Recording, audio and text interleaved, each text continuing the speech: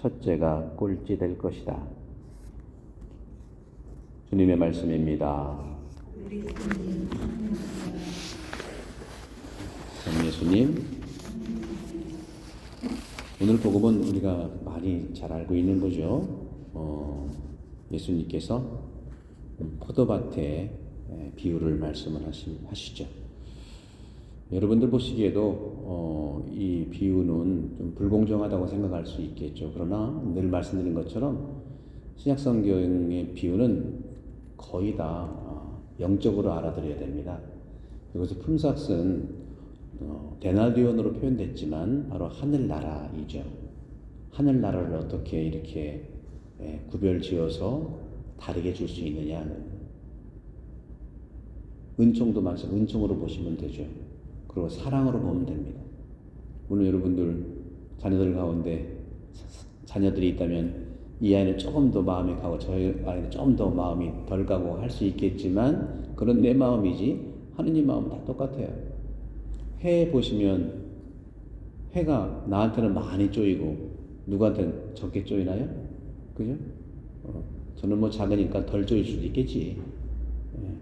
조건은 똑같지 않지만 받는 은혜는 똑같다는 말씀으로 이해를 하셔야 됩니다.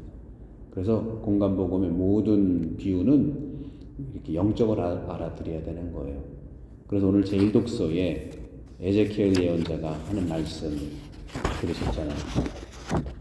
목자들이 양들을 돌보지 않는 것.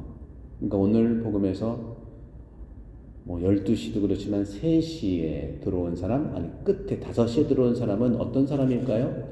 오늘 제1독서에서 정말 돌봄을 받지 못하는 양들을 얘기합니다. 오늘 복음이 분명 그랬잖아요. 왜 온종일 하는 일 없이 여기 있냐? 물으니까 그랬어요. 아무도 우리를 사지 않았기 때문입니다. 5시에도 그래요. 아마 실직한 사람들이고 일자리가 없는 사람들일 거예요. 그렇죠? 오늘 제1독서에서 에제키엘 예언자의 말씀처럼 이렇게 주님이 말씀하시죠. 너희는 젖을 짜 먹고 양털로 옷을 해 입으며 살찐 놈을 잡아 먹으면서 양떼는 먹이지 않는다. 너희는 약한 양들에게 원기를 북돋아 주지 않고, 약한 양은 오늘 5시까지 할 일이 없는 사람들, 12시, 3시에도 아무도 안 써주는 사람들, 아무도 불러주지 않는 사람들, 성당에도 아무도 불러주지 않는 사람들이 올 수 있도록 우리는 제도적 장치를 마련하지 않겠어요? 그렇죠?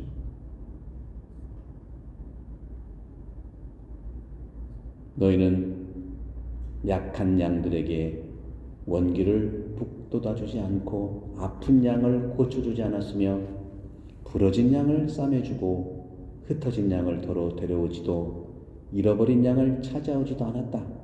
오히려 그들을 폭력과 강압으로 다스렸다. 그들은 목자가 없어서 흩어져야 했다. 그러면서 주님께서 이렇게 말씀하시죠. 주 하느님이 이렇게 말한다. 에제키엘의 예언자의 말씀이에요. 그 목자들에게 하는 말입니다. 나 이제 그 목자들을 대적하겠다. 그들에게 내 양떼를 내놓으라고 요구하고 더 이상 내 양떼를 먹이지 못하게 하리니 다시는 그 목자들이 양떼를 자기들의 먹이로 삼지 못할 것이다.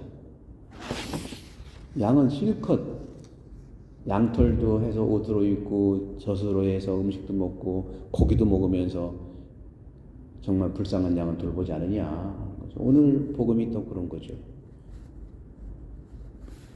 그래서 오늘 주님께서 하시는 이 말씀 중에 우리가 특별히 새겨야 될 것은, 물론 마지막에 꼴찌가 첫째 되고 첫째가 꼴찌 될 것이다 하는 이 마태복음 말씀도 있지만, 말씀하신 내용 중에서 바로 15절에, 오늘 복음 마태복음 20장 15절에 내 것을 가지고 내가 하고 싶은 대로 할 수 없다는 말이요? 내가 후하다고 해서 시기하는 것이요? 사람은 그런 점에서 이 영혼이 든든해야 됩니다. 제가 늘 말씀드리는 몸, 혼, 영이 있다면 몸과 영은 솔직해요. 배고프면 먹잖아요. 그죠? 욕망이 끌리면 욕망대로 할 수 있는 그런 게 있잖아요. 솔직해. 영도 안 보이지만 사랑이니까 있는 대로 솔직하게 드러날 수 있어요. 그러나 이 영혼이라고 하는 생각과 마음은 솔직하지 않아요. 그러니까 영혼이 나라고 착각하면 안 되고 마음이 나를 이용하지 않도록 늘 마음을 경계하고 생각을 경계해야 돼요. 이것이 바로 그래서 영혼입니다. 그래서 영혼을 돌보아야 되는 거예요. 영혼이 돌봄을 받지 못하면 몸과 영은 늘 서로 솔직한 부분에서 나를 존재하게 하는데 이 영혼이라고 하는 생각과 마음은 내가 당한 것들, 내가 경험한 것들로 이루어지는 거기 때문에 수시로 바뀌고 수시로 달라지고 그래서 내 생각과 마음대로 해서는 안 된다는 걸 얘기하는 거죠. 이것은 수련을 받을 때 더 가능하다고 볼 수 있어요. 이제는 우리가 코로나 시기가 이제 이렇게 마무리되는 것 같은데, 그동안 코로나 시대의 특징이 뭐예요? 바로 대면과 비대면. 그렇죠? 비대면의 시간이 많았잖아요. 그리고 뭐예요? 혼자 머무는 시간이잖아요. 오늘 복음도 9시, 12시, 3시, 5시 각각의 시간은 다르지만 똑같이 준 이 은혜, 은총, 하늘나라처럼 앞으로도 그렇지만 이 코로나 시기에 있어서는 혼자 하는 시간이 굉장히 많아집니다. 혼자 하는 시간이 많아요. 이건 앞으로도 코로나가 마감해도 계속 연결될 거예요. 혼자 밥을 먹는다든가 식당에 가도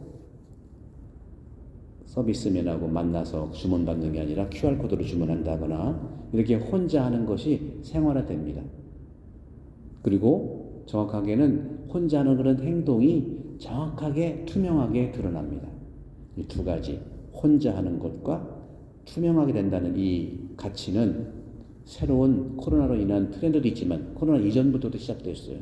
이것이 계속 갈 겁니다. 그러니까 나는 내 안에서 말씀을 혼자 잘 알아듣고 투명하면서 그것을 이웃과 나누는 그런 삶이 돼야 될 거예요. 그전처럼 성당에서 많은 사람들이 함께 움직이는 것은 쉽지 않을 것 같다. 이 사회가 그렇기 때문에 그렇죠. 그럼에도 불구하고 우리 공동체성은 더 단단해질 필요가 있죠. 왜? 내가 단단해지면, 혼자 단단해지면 상대방도 단단해지게 할 수 있다는 말씀 속에서 그렇습니다. 오늘도 하나님의 은혜 속에서 세상의 안에 살아가는 주님 말씀의 축복으로 지내시기를 기도합니다.